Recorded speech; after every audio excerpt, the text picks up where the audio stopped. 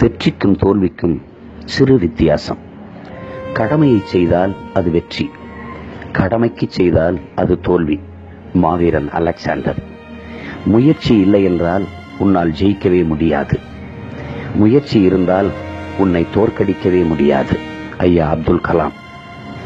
தன் மீது விழும் ஒவ்வொரு அடியும் தன்னை ஒரு சிற்பமாக்கும் என்று கல்லுக்கு தெரியாது. ஐன்ஸ்டீன். உன்னை தாழ்த்தி பேசும்போது ஊமையாயிரு, உயர்த்தி பேசும்போது செவிடனாயிரு.